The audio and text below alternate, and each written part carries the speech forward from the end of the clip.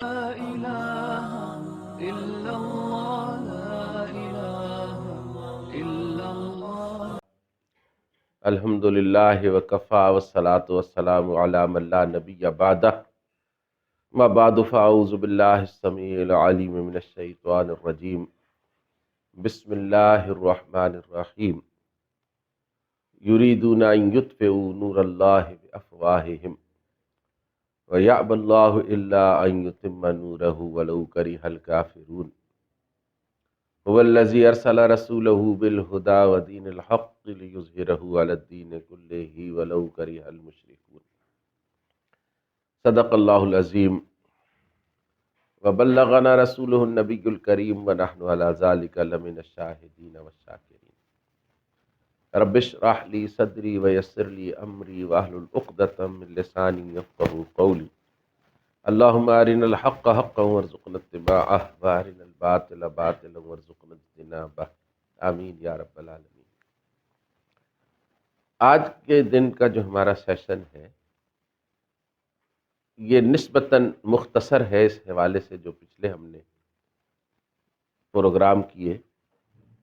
فلسطین کے حوالے سے، اس میں بہت سی چیزیں ہم پہلے بیان کر چکے۔ مثلاً فلسطین کی تاریخی ایک حیثیت، اس کی جغرافیائی اہمیت، دنیا کے اندر مختلف قوموں کے درمیان فلسطین کے حوالے سے جو سیاسی داؤ پیچ چلتے رہے ہیں ان پر بھی ہم نے بات کی ہے۔ فلسطین کا جو مذہبی مسئلہ ہے، قضیہ فلسطین کا ایک پہلو مذہبی ہے، اس پر بھی میں تفصیل سے روشنی ڈالی ہے کہ 3 دعوے دار ہیں۔ ایک یہودی ہیں جن کا دعویٰ یہ ہے کہ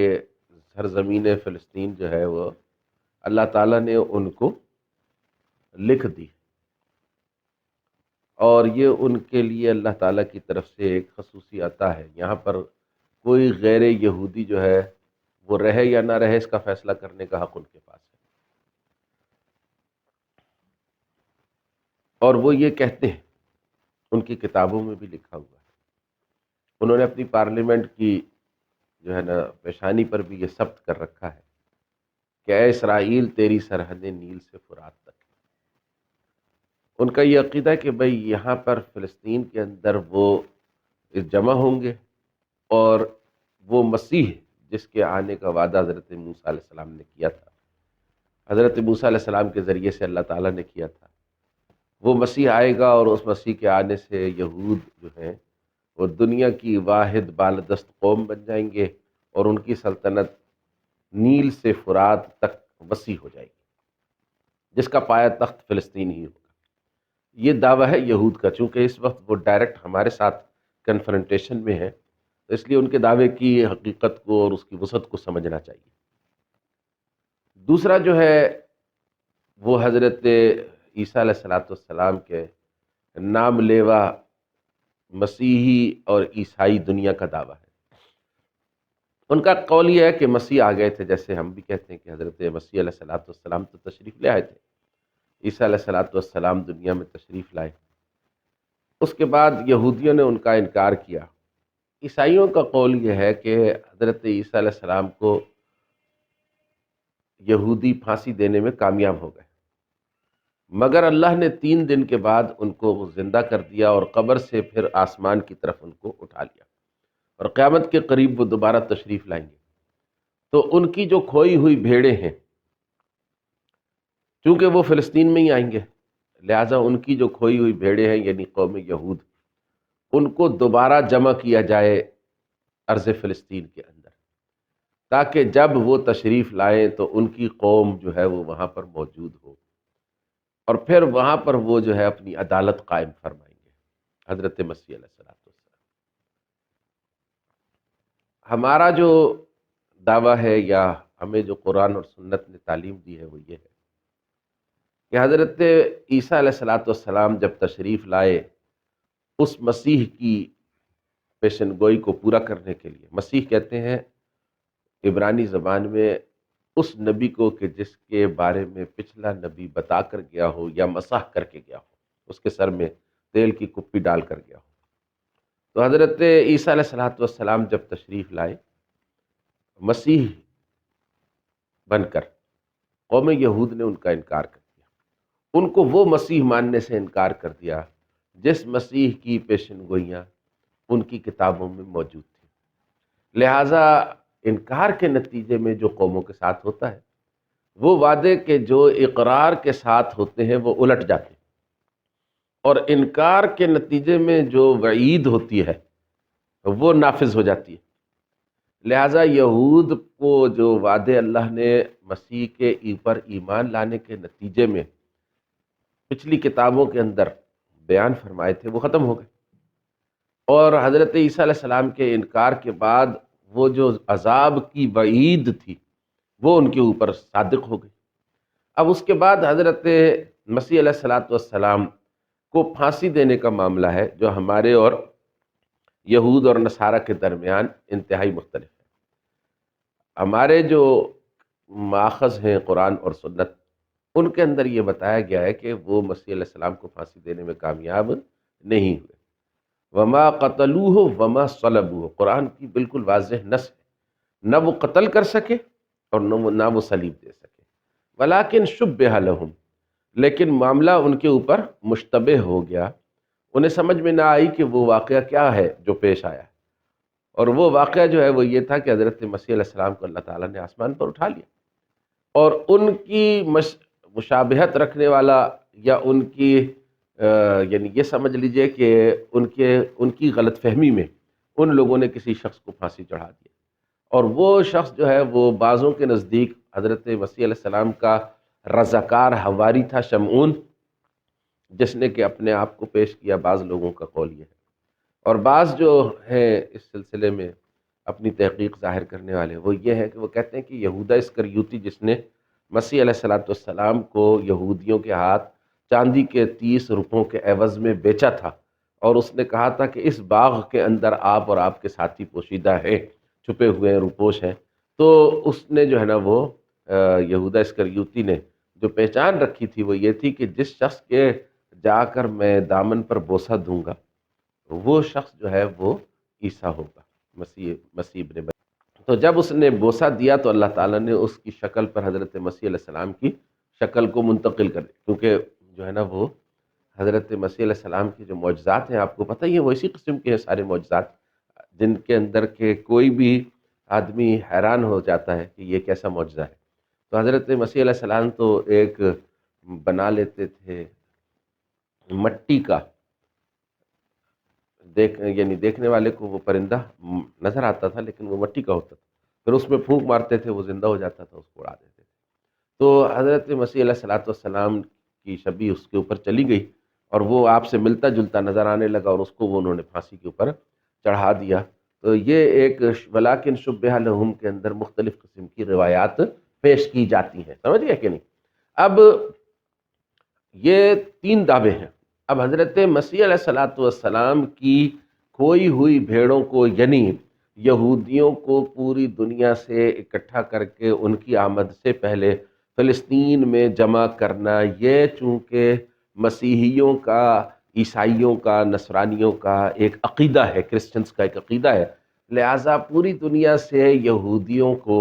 لا کر فلسطین میں آباد کرنے کے راستے میں جو بھی رکاوٹ بنے گا وہ اس کے ساتھ دشمنی کریں گے، اس کی مخالفت کریں گے۔ اسی طریقے سے یہودی خود وہاں اس لیے آنا چاہتے ہیں کہ یہاں پر ہمارا وہ مسیحا آئے گا، اس کو وہ ہے ہم لوگ لگاتے ہیں، وہ لوگ مسیحیہ کہتے ہیں، یعنی وہ عبرانی میں ہے نہیں ہے وہاں پر، وہ مسیحیہ ہے، وہ مسیح نہیں کہلاتا، ٹھیک ہے۔ تو حضرت عیسیٰ علیہ السلام کے حوالے سے اور اس سرزمین کے حوالے سے 3 قوموں کے 3 مختلف عقائد ہیں، ٹھیک ہے نا؟ ان 3 مختلف عقائد کی وجہ سے وہ 3 اقوام وہاں پر اس وقت ایک دوسرے کے ساتھ مد مقابل بھی آ جاتی ہیں، اور یہودی اور نصرانی آپس میں ایک ہی عنوان پر چونکہ متحد ہیں یہودیوں کو جمع کرنے کے، لہٰذا وہ اتفاق رائے بھی اس میں کر لیتے ہیں۔ ان کے اندر جو گروپس کے اختلافات ہیں میں اس وقت ان کی طرف نہیں جاتا ہوں، یہ بات سمجھ لیجئے کہ یہ ایک مذہبی معاملہ ہے اور بہت ہی گہرا مذہبی معاملہ ہے. پوری دنیا کے مسلمانوں کو اس سے محروم کیا جا رہا ہے، چھپایا جا رہا ہے ان کے سامنے. یہ بات نہیں لائی جا رہی کہ یہ مذہبی معاملہ ہے، کیونکہ جب مذہبی معاملے کا پہلو سامنے آ جائے گا تو پھر دنیا کے مسلمان جو ہے نا وہ غفلت سے چونک جائیں گے، وہ جاگ جائیں گے، اور یہی وہ نہیں چاہتے. وہ چاہتے ہیں کہ یہ ٹو اسٹیٹ تھیوری کے اندر پھنسا کر اور فلسطینیوں اور یہودیوں کا اور عربوں اور یہودیوں کا قضیہ بنا کر اس کے مذہبی پہلو کو چھپا دیا جائے. لیکن ظاہر ہے وہ جتنا بھی دجل چاہیں، دجل تو دجال بھی کرے گا، لیکن دجال کا دجل سب پر غالب نہیں آئے گا. اسی طریقے سے یہ دجل جو کر رہے ہیں، یہ دجل ہم پر بھی الحمدللہ غالب نہیں آیا، اور آئندہ بھی انشاءاللہ جو لوگ قرآن اور سنت سے روشنی حاصل کریں گے ان پر غالب نہیں آئے گا. اب یہ بات اچھی طرح سمجھ لیجئے کہ فلسطین جو ہے وہ ایک اسلامی قضیہ ہے، ایک اسلامی قضیہ ہے، وہ ایک قومی اور ملکی قضیہ نہیں ہے. اسلامی قضیہ ہونے کے اس کے 3 پہلو ہیں. پہلا پہلو جو اسلامی قضیے کا ہے وہ یہ ہے کہ فلسطین جو ہے وہ ارض مقدس ہے، اور وہ انبیاء علیہ السلام کی وراثت ہے. حضرت ابراہیم علیہ السلام کی وراثت ہے، وہاں ان کا مزار بھی پایا جاتا ہے. لہٰذا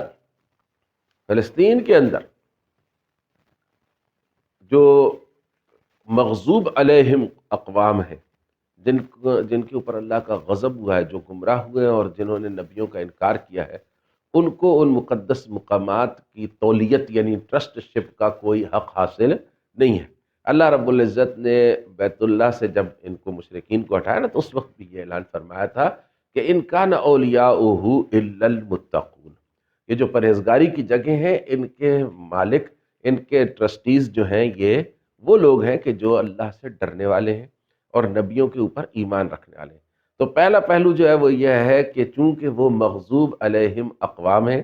اور وہ اللہ رب العزت اور اللہ کے رسولوں کی منکر ہیں، انہوں نے شیطان کا ساتھ دیا ہے، لہٰذا ان کو ان مقدس مقامات کی ٹرسٹ شپ جو ہے وہ نہیں دی جا سکتی. ان کو وہاں سے ہٹانا اسلامی نقطہ نظر سے ضروری ہے. دوسرا جو اسلامی نقطہ نظر سے ان کو ہٹانا ضروری ہے وہ یہ ہے کہ فلسطین جو ہے جب سے اسلام آیا، غلبہ ہوا مسلمانوں کا، حضرت عمر رضی اللہ تعالیٰ عنہ کے دور میں فلسطین فتح ہوا، تو اخرجوہم من حیث اخرجوکم کیا قانون وہاں لاگو ہوتا ہے. مسلمانوں کا کوئی بھی علاقہ ہو، اس علاقے کے اوپر جب غیر مسلم آ جائیں تو جب تک کہ غیر مسلم اس علاقے کو خالی نہ کر جائیں یا ان کی حکومت کو ختم کر کے مسلمانوں کا، اہل ایمان کا اقتدار وہاں بحال نہ کر دیا جائے، جہاد فرض رہتا ہے. لہٰذا وہاں پر سے جو یہودی ہیں، اگر ان کو مسلمان وہاں رہنے کی اجازت بھی دیں، تب بھی جب تک کہ ان کا اقتدار قائم ہے، جہاد جو ہے نا وہ جاری رہے گا، جہاد جو ہے وہ فرض رہے گا. اس لیے کہ وہاں سے یہودیوں کا نکالنا وہ ایک ہمارے لیے فریضہ ہے، کیونکہ انہوں نے وہاں مسلمانوں کی ملک کو جو ہے نا وہ چھینا ہے اس تقسیم کے. اس کا ایک تیسرا ایک براڈ بہت بڑا جو میں نے جس آیت کو پڑھا آپ کے سامنے، وہ پہلو ہے، اور وہ یہ ہے کہ مسلمان کسی بھی غیر مسلم مملکت کے جائز ہونے کو تسلیم نہیں کر سکتے. آپ کو اسلام کی بنیادوں سے اسلام کو سمجھنے کی ضرورت ہے. اسلام کی جو بنیاد ہے وہ یہ ہے کہ انسان اللہ کی مخلوق، کائنات اللہ کی تخلیق ہے، اس کا مالک اللہ ہے، اس کا بادشاہ بھی اللہ ہے، اس کا حاکم حقیقی اور مقنن حقیقی یعنی قانون دینے والا بھی اللہ ہے. یہاں اللہ کے منکر اور کافر کو اپنا حکم چلانے کا کوئی حق حاصل نہیں ہے. لہٰذا ساری زمین سے منکرین اسلام اور اللہ اور رسول کے باغیوں کے اقتدار کو زائل کرنا اور مٹانا یہ اہل ایمان کے اوپر ہر وقت فرض رہتا ہے. یہ کبھی بھی اہل ایمان پر سے فرضیت ہٹ نہیں سکتی. اہل ایمان پر لازم ہے کہ وہ زمین پر سے اللہ کے غداروں کے اقتدار کو ختم کرے. یہ کیسے ممکن ہے کہ ایک جاگیر جو ہے وہ ایک جاگیردار کی جائز ملکیت ہو اور اس کے اندر اس کے باغی اور اس کے نافرمان جو ہے نا مزارعین قبضہ کر لیں، تو جو اس کے وفادار مزارعین ہوں وہ ان کا قبضہ خالی کرانے کے لیے، ظاہر سی بات ہے وہ وہاں پر سے اس جاگیردار کی وفاداری تو نہیں کریں گے، تو وہ وہاں سے اس کا قبضہ ختم کرانے کے لیے لڑتے ہیں، ٹھیک ہے نا. تو یہ بات جو ہے یہ ہر صورت میں ہر تین اطراف سے دیکھی جائے تو تینوں اطراف سے ایک فریضے کی حیثیت رکھتی ہے. یہ کوئی معاملہ نہیں ہے عربوں اور یہودیوں کا، یہ کوئی معاملہ نہیں ہے حماس اور یہودیوں کا، یہ کوئی معاملہ نہیں ہے مسلمانوں اور نصرانیوں اور یہودیوں کا، یہ معاملہ ہے اسلام کی اس بنیاد کا کہ اسلام یہ کہتا ہے زمین اللہ کی ہے، الارض للہ، زمین اللہ کی ہے، اور اس زمین کے اوپر غیر اللہ کے پجاریوں کو حق حکومت حاصل نہیں ہے. اگر آپ یہ تسلیم کر لیں کہ غیر مسلموں کو، غیر اللہ کے باغیوں کو زمین کے اوپر حق حکمرانی حاصل ہے تو پھر وہ اپنا تمام پوری زمین کو کلیم کریں گے، پھر وہ زمین کے کسی ایک چپے کے اوپر بھی جو ہے نا اللہ کے حکموں کو نافذ نہیں ہونے دیں گے. پھر آپ ان کے ساتھ کیا کریں گے؟ آپ ان کی غلامی اختیار کریں گے. تو آپ کی غلامی کے لیے بھی وہ آپ سے اس وقت تک راضی نہیں ہوں گے کہ جب تک کہ آپ کے ناموں میں اللہ اور محمد آتا رہے گا. آپ کو نہیں پتہ بوسنیا کے اندر، ہرزیگوینیا کے اندر اور یہ کوسوو کے اندر جو لوگ تھے کمیونسٹ اقتدار کے نتیجے میں ان لوگوں کا حال یہ ہو گیا تھا کہ ان کے ناموں میں سوائے اسلام کے کوئی چیز باقی نہیں رہی تھی. نام کے اندر ایک اسلام رہ گیا تھا، باقی تو وہ مسلمان تھے ہی نہیں. ان کی عورتیں منی اسکرٹس پہننے والی تھیں، باقی ان کے مردوں کو نہیں پتہ تھا کہ کیسے زندگی بسر کرتے اسلام کے مطابق. وہ بلکہ جب مسلمان یہاں سے جب یہ کمیونزم کا زور ٹوٹا اور ان اسٹیٹس کے اندر تبلیغی جماعتیں گئیں اور انہوں نے نمازیں وغیرہ پڑھی یا دیگر مسلمان گئے انہوں نے وہاں جماعت کی نماز پڑھائی، تو انہوں نے کہا بچوں نے ان کے 70 80 برس کی عمر کے جو لوگ تھے وہ انہوں نے کہا کہ جب ہم چھوٹے سے بچے تھے نا تو اس وقت ہمارے ماں باپ اور دادا دادی اس طرح نماز پڑھتے تھے، اس طرح ہم نے ان کو عبادت کرتے دیکھا تھا. تو بات جو ہے وہ یہ ہے کہ ان کو بھی بوسنیا کے اندر ملازوچ نے برداشت کیا؟ نہیں کیا انہوں نے. کیا یہ جو سینٹرل ایشین آزاد ہوئی ہیں ریاستیں، ان کے اندر ان کے نام جو تھے وہ مراد سے مرادوف نہیں ہو گئے تھے؟ کیا اس کا نام جو ہے محمد سے محمدوف نہیں کر دیا تھا انہوں نے؟ کریم سے کریموف نہیں کر دیا تھا؟ لیکن اس کے باوجود انہوں نے نام کے اندر ہلکا سا جو ایک ٹچ آتا تھا اسلام کا، اس کے باوجود یعنی اس کو بھی برداشت نہیں کیا، اور تمام زندگی کفر کے مطابق بسر کرنے والے لوگوں کو، کفر کے نظام کے ماتحت رہنے والے لوگوں کو انہوں نے قتل کیا آزاد ہونے کے جرم میں کہ تم آزاد ہونا چاہتے ہو. تو اس لیے یہ نہیں ہو سکتا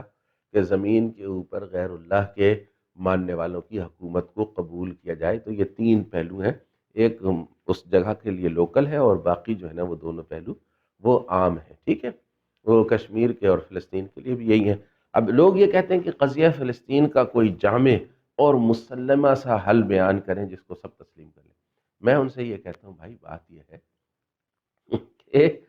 یہ آپ ایک ایسی بات کر رہے ہیں،